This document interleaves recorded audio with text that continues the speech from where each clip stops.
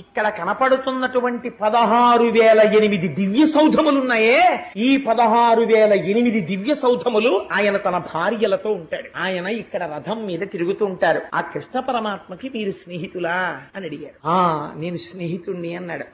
కానీ కుచేల భక్తి అంటే ఏమిటో తెలుసా అండి? ఒక ఆలోచన రావాలి. ఇప్పుడు నా స్నేహితుడు, ఇద్దరం కలిసి చదువుకున్నాం గురువు గారి దగ్గర, ఇవాళ కృష్ణుడు ఇలా ఉన్నాడు, నేను ఇలా ఉన్నాను అనుకోవాలి. కుచేలుడుట రాచవీధిలో నిలబడి ఈ 16,008 రాచసౌధములు కృష్ణుడివే అని చెప్తే ఒక్కసారి వాటి వంక చూశాట.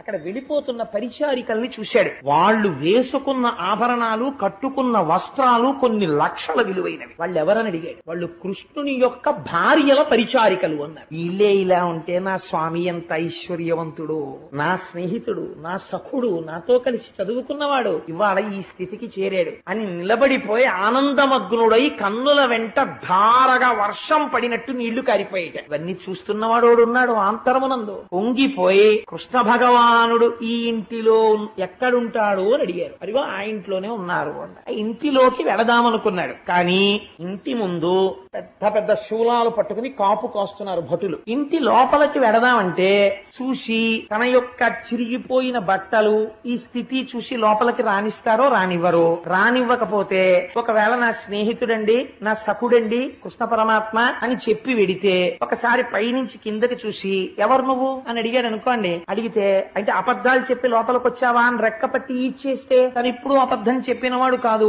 అవమానం అయిపోతుంది. పోనీ ఏమీ చెప్పకుండా అక్కడ ఉన్న రాజభటులకు ఏదో కానుకిచ్చి లోపలికి ఎడదామా అంటే ఇవ్వడానికి కృష్ణుడికి తెచ్చిన అటుకులు తప్ప ఇంకొకటి లేవు. కాబట్టి ఇప్పుడు నాకు ఎవరాధారం? వాసుదేవుణ్ణి చేరడానికి వాసుదేవుడే ఆధారం. ఆ పరమాత్మ నన్ను చూసి అలా మిన్నకుండేటటువంటి వాడు, అలా అమర్యాదగా ప్రవర్తించేవాడా నా తండ్రి? అలా ఉండడు. నా సఖుడు మర్యాద తెలుసున్నవాడు, ఆయనే నన్ను గుర్తుపడతాడు. ఆయన నన్ను గుర్తుపట్టడమే నా ప్రవర్తనకి, నా మంచితనానికి నిదర్శనమవుతుంది. నేను ఎవ్వరిని అడగను అని ఆ సౌధము దగ్గరికి వెళ్లి ఒక్కసారి ఆ తెర తీసి ఆ భటుల దగ్గరికి ఎవరు కావాలండి అని అడిగారు. అడిగితే నేను కృష్ణ పరమాత్మ స్నేహితుడు. వాళ్ళు ఒక్కసారి ఎగాదిగా చూశారు. చూస్తే పాపం ఆయన చాలా దయనీయమైన స్థితిలో కనపడ్డాడు. కానీ ద్వారకానగరంలో ఉన్న కృష్ణ పరమాత్మ ఎటువంటి వాడో అక్కడ ఉన్న వాళ్ళకి తెలుసు. కాబట్టి వెంటనే ఆయన బ్రాహ్మణుడు కుచేలు వచ్చాడు. ఆయన ఎలా ఉంటే మనకెందుకు, కృష్ణుడి సఖుండని చెప్తున్నాడు, మనం వారి దగ్గరికి తీసుకెళ్లాలి అని అక్కడ ఉన్నటువంటి ద్వారపాలకులు వెళ్లి కృష్ణ పరమాత్మతో చెప్పారు. అయ్యా మీ కొరకని ఎవరో చాలా పేద బ్రాహ్మణుడు మీ స్నేహితుట్ట